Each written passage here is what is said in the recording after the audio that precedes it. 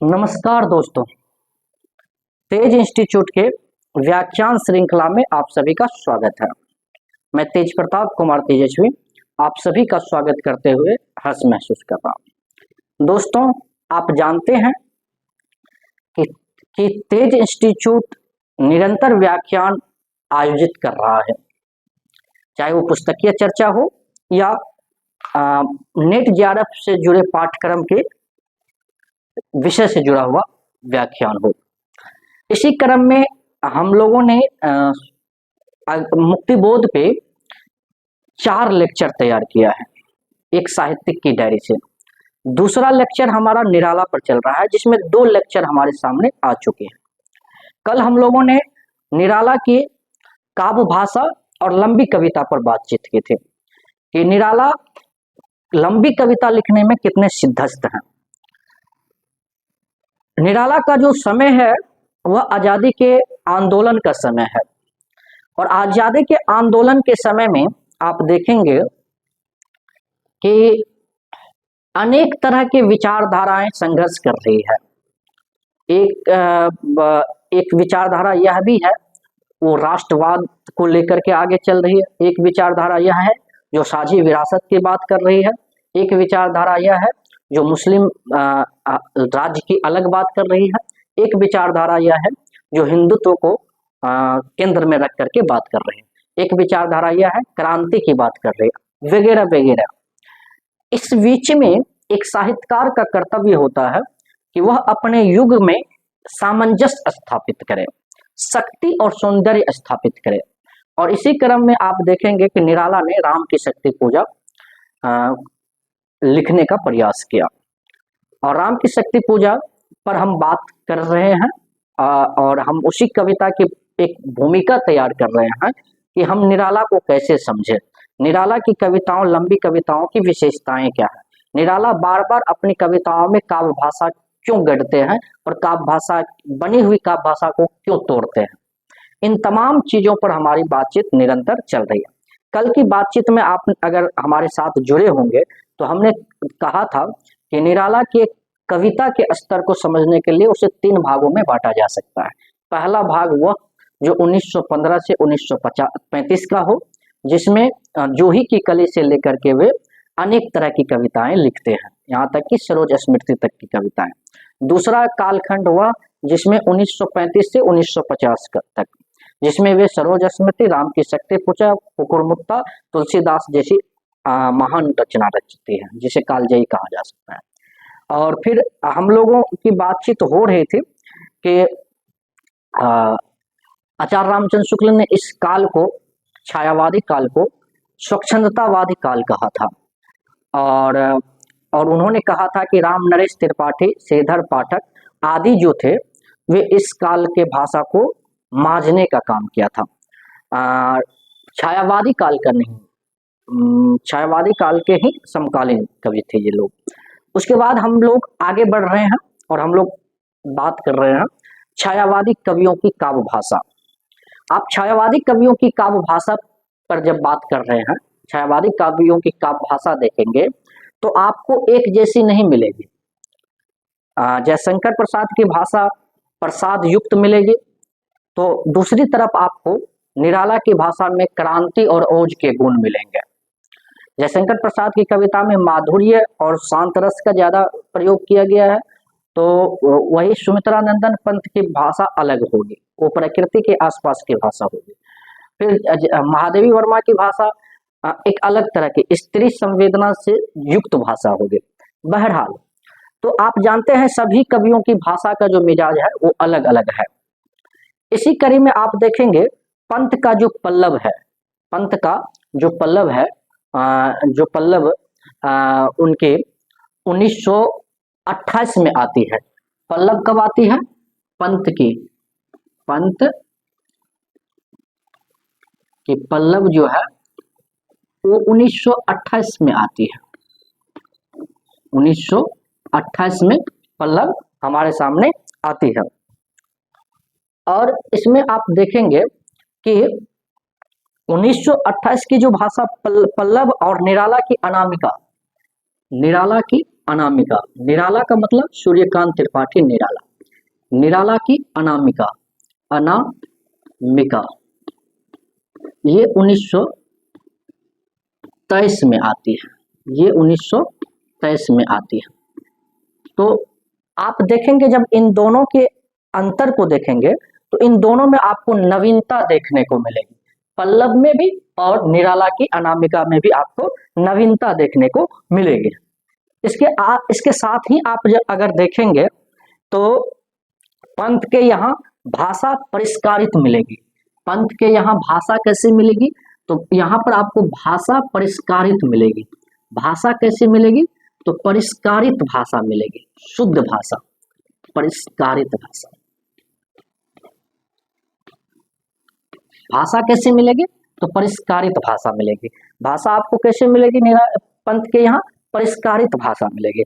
और वही आप जब इसकी भाषा शैथिल्य नहीं है, आप देखेंगे कि पंत की भाषा शैथिल्य नहीं है, वो भाषा चुस्त और दुरुस्त आपको मिलेगी। पंत के यहाँ भाषा कैसी मिलेगी? चुस्त और दुरुस्त मिलेंगे। और पंत जो थे उस शब्दों को चुन चुन कर प्रयोग करते थे। उसके शब्द प्रयोग से आप उनकी काव्य प्रतिभा का या शब्द ज्ञान का पता लगा सकते हैं। तो वे चुन चुन कर अपनी कविताओं में शब्द का प्रयोग करते थे। वे लिंग संबंधी प्रयोग भी किए हैं और उनके यहाँ है और था का प्रयोग जल्दी नहीं मिलता है। पंत के यहाँ आपको है और था का प्रयोग नहीं मिलेगा। पंत के यहाँ आपको है और था का प्रयोग नहीं मिलेगा। पंत के यहाँ है और था का जल्दी प्रयोग नहीं मिलेगा। है और था का प्रयोग नहीं मिलेगा। ठीक है, तो आपको देखेंगे कि पंत के यहाँ है और था का प्रयोग नहीं मिलेगा जल्दी, नहीं। ठीक है, नहीं। तो इसके अलावा आप देखेंगे कि इन कवियों ने काव्य भाषा को अपने तरीके से गढ़ा है। इन कवियों की शैली परिष्कार और अभिव्यंजित है। छायावादी कविता के समर्थक शुक्ल जी नहीं है, परंतु काव्य भाषा के समर्थक हैं। आप एक चीज याद रखिएगा कि छायावादी जो कविता है, छायावादी कविता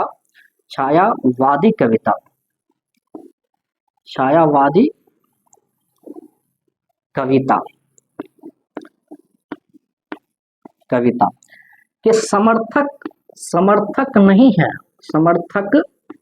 नहीं। तो कौन नहीं है? तो आचार्य रामचंद्र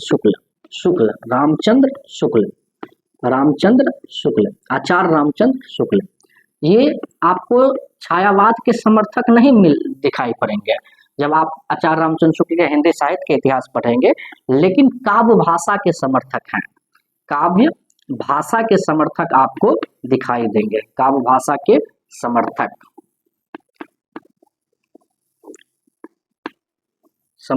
काव्य भाषा के समर्थक आपको दिखाई देंगे आचार्य रामचंद्र शुक्ल। तो आप इस तरह से देख सकते हैं कि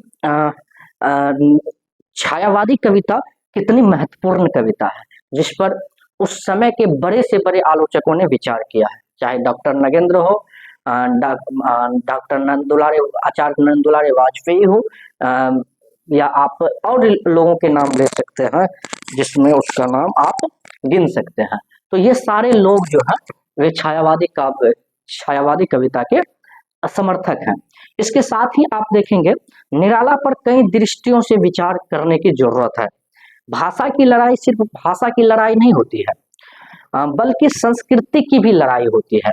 अगर कोई भाषा बार बार गढ़ रहा है और बार बार रच रहा है, बार बार अतिक्रमित कर रहा है, और अगर कहीं पर भाषा की लड़ाई हो रही है, जैसे आप देखते होंगे कि अभी हिंदी और वर्तमान समय में हिंदी का वर्चस्व धीरे धीरे हिंदी के वर्चस्व के आसपास लोग आ रहे हैं, हिंदी की बात ज्यादा कर रहे हैं।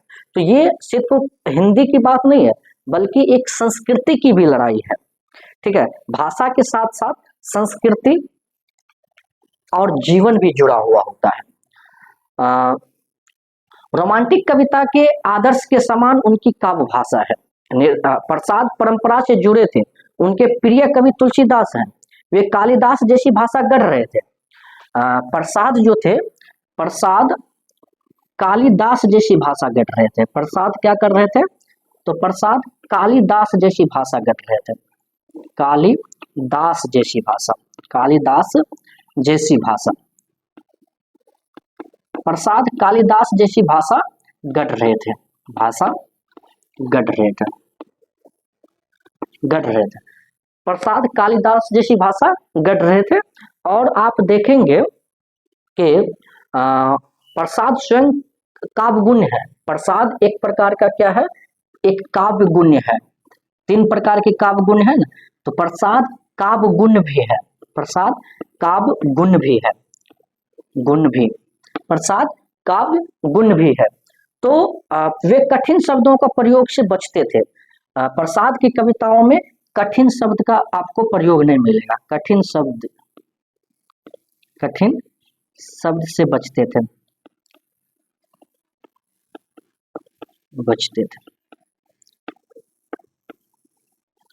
कठिन शब्द से प्रसाद क्या करते थे?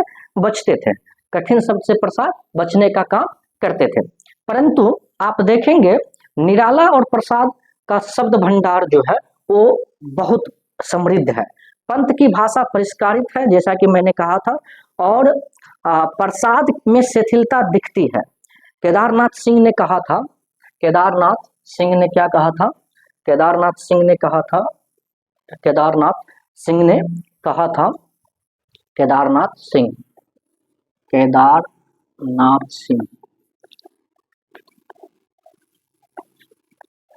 सिंह ने क्या कहा था? केदारनाथ सिंह ने कहा था हमारे सामने कि केदारनाथ सिंह ने कहा था प्रसाद इतने भाषा शिथिल के बावजूद, प्रसाद इतने भाषा शिथिल के बावजूद, भाषा शिथिल के बावजूद, शैथिल्य के बावजूद, शैथिल के बावजूद इतने बड़े कवि हैं, इतने बड़े कवि हैं, इतने बड़े कवि हैं,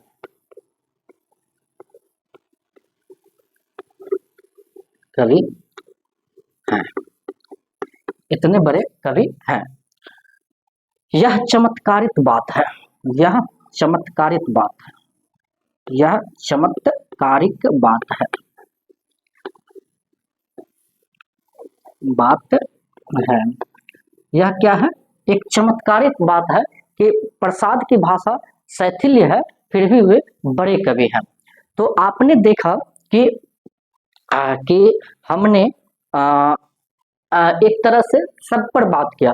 हमने कहा कि पंत जो है पल्लव 1928 की भाषा परिष्कारित मिलेगी आपको।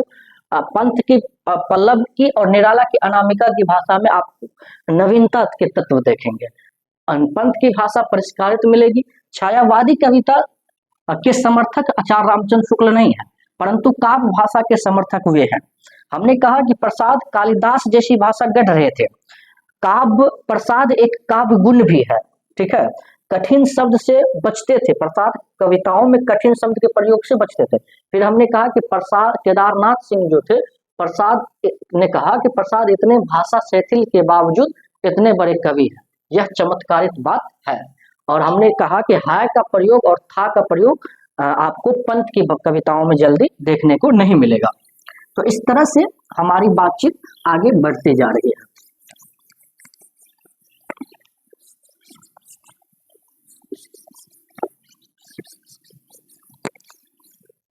चलिए अब आगे हम लोग देखते हैं कि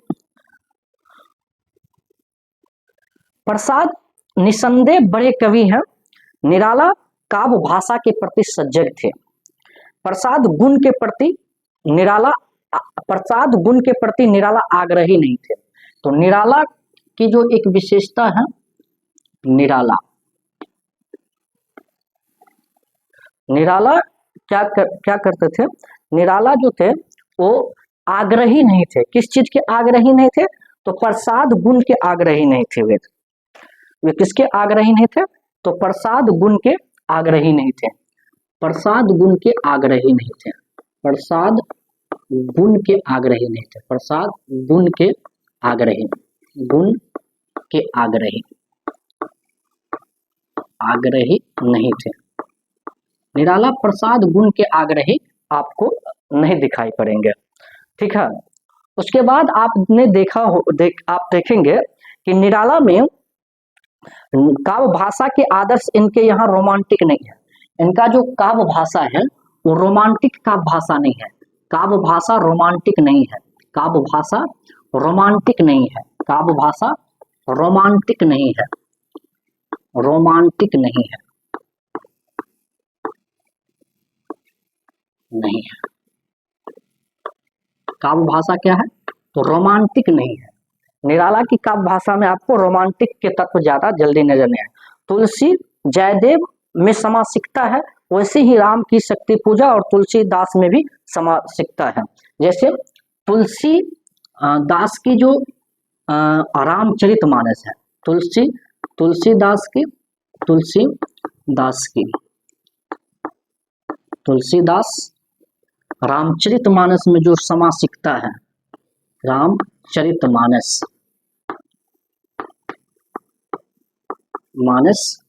और जयदेव की गीत गोविंद, जयदेव की गीत गोविंद, जयदेव के की गीत गोविंद, की गीत गोविंद, गोविंद में जो समासिकता है, में जो समासिकता है, जो समासिकता है, समासिकता है, समासिकता है, वह राम की शक्ति पूजा, राम की शक्ति पूजा, की शक्ति पूजा, शक्ति पूजा, राम की शक्ति पूजा और तुलसीदास में दिखाई पड़ेगा, और तुलसीदास में दिखाई पड़ेगा, तुलसीदास में, ठीक है। तो आप देखेंगे निराला की जो निराला प्रसाद गुण के आग्रही नहीं थे, जो काव्य के 3 गुण होते हैं उस गुण में एक गुण प्रसाद है। काव्य भाषा उनकी जो है रोमांटिक नहीं है। तुलसीदास रामचरितमानस और जयदेव की गीत गोविंद में जो समासिकता है वह राम की शक्ति पूजा और तुलसीदास में दिखाई पड़ेगा। उसके बाद आप देखेंगे कि यहाँ पर आपको खास करके निराला में खास करके आपको दिखेगा वे खरी बोली से निराला का यह दुर्गुण माना गया है, वे खरी बोली से वियोगात्मकता के पक्षधर हैं, जबकि हिंदी स्वभाव से वियोगात्मक भाषा है। खरी बोली से वियोगात्मकता के पक्षधर, आप इसको एक तरह से इस तरह से कहिए, खरी बोली के वियोगात्मकता के पक्षधर, खरी बोली के वियोगात्मकता के पक्षधर, बोली के वियोगात्मकता के पक्षधर,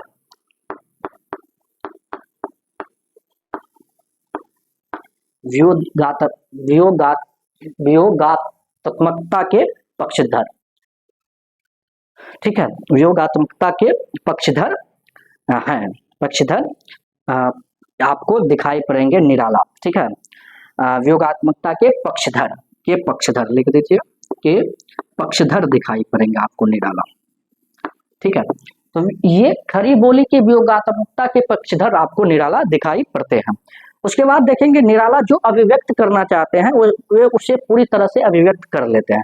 यह बाद में नई कवियों में आए, वे जिस अंतर्वस्तु को अभिव्यक्त करना चाहते उसे अभिव्यक्त कर लेते हैं। तुलसीदास रामचरितमानस से भाषा गुण से संपन्न है, निराला के भाषा के कई स्तर हैं, जैसे जयदेव की तरह समासिकता और तुलसीदास की भाषा के तरह गुण। निराला संस्कृत के तत्सम शब्दों के साथ साथ देशज शब्द का भी प्रयोग करते हैं।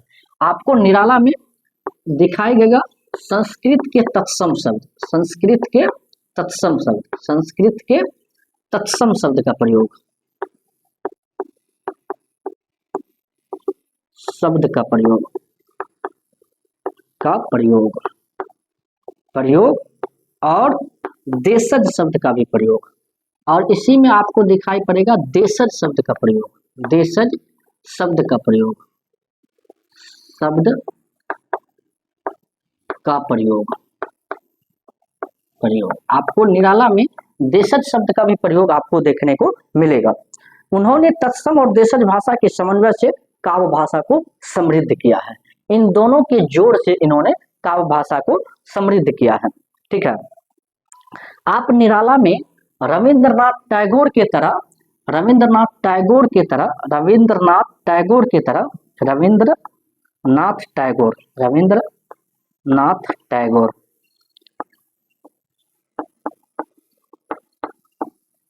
आप निराला में रविंद्रनाथ टैगोर की तरह संगीतात्मकता के तत्व देखेंगे, संगीतात्मकता के तत्व, संगीतात्मकता के तत्व।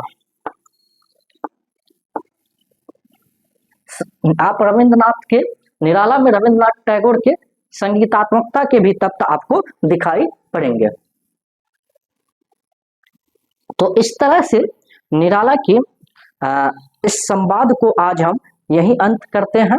कल हम लोग फिर निराला पर बातचीत करेंगे और 1-2 लेक्चर, कुल मिला के हम 5 लेक्चर या 4 लेक्चर तैयार करेंगे निराला पर। उसके बाद फिर हम राम की शक्ति पूजा पर चले जाएंगे और फिर राम की शक्ति पूजा को पढ़ने का प्रयास करेंगे। तो आप अगर आप तेज इंस्टीट्यूट में जुड़ करके नेट जेआरएफ की तैयारी करना चाहते हैं, यूजीसी नेट जेआरएफ की तैयारी करने की अगर आपकी लालसा है, मनसा है, तो आप आइए, हम पुनः इस बोर्ड पर लिखे हुए चीजों को एक बार स्मरण करते हैं और देखते हैं। हमने कहा कि निराला प्रसाद गुण के आग्रही नहीं है। माधुर्य गुण, प्रसाद गुण और ओज गुण, ये 3 प्रकार के गुण होते हैं। तो प्रसाद गुण जो है वो काव्य के 3 गुण को कई आचार्यों ने माना है, तो उसमें एक प्रसाद गुण भी है। तो प्रसाद गुण के आग्रही आपको निराला नहीं दिखाई पड़ेंगे। फिर आप देखेंगे कि रोमांटिक कविता जो है, उनकी जो निराला की जो काव्य भाषा है वो रोमांटिक नहीं है, रोमांटिक काव्य भाषा नहीं है। फिर हमने कहा कि तुलसीदास रामचरितमानस और जयदेव की गीत गोविंद में जो समासिकता के तत्व हैं वह राम की शक्ति पूजा और तुलसीदास में आपको दिखाई पड़ेगी। तुलसीदास निराला की रचना है। ठीक है, फिर हमने कहा कि निराला खड़ी बोली के वियोगात्मकता के पक्षधर है, वियोगात्मकता के पक्षधर। ये भाषा का एक टर्म है। हम लोग जब उस भाषा को पढ़ेंगे तो वहां पर विस्तार से पढ़ने का प्रयास करेंगे। फिर हमने कहा कि निराला में रविंद्रनाथ टैगोर के संगीतात्मकता के तत्व दिखाई पड़ते हैं। फिर हमने कहा कि निराला संस्कृत के तत्सम शब्द का अधिक प्रयोग करते हैं और खास करके राम की शक्ति पूजा तो इसी पर बनी हुई है। ठीक है, फिर आप देखेंगे कि निराला देशज शब्द का भी प्रयोग करते हैं और इन दोनों को मिला करके भी प्रयोग करते हैं। तो इस तरह से हमारा निराला पर आज का व्याख्यान यही अंत करते हैं। हम फिर दूसरे व्याख्यान में आपके सामने आएंगे, तो फिर हम अपने बात को रखेंगे। और पुनः मैं आपसे आग्रह करूंगा कि आप अगर तेज इंस्टीट्यूट से जुड़ना चाहते हैं, यूजीसी नेट जेआरएफ की तैयारी करना चाहते हैं, यूजीसी नेट जेआरएफ के पाठ्यक्रम को विस्तार से समझना चाहते हैं, उनकी वैचारिकता को समझना चाहते हैं, उनके कई महत्वपूर्ण पक्षों को समझना चाहते हैं, तो आप तेज इंस्टीट्यूट से जुड़िए और अपनी तैयारी को मुकम्मल अंजाम दीजिए। तो धन्यवाद आप सभी का, पुनः स्वागत और आभार।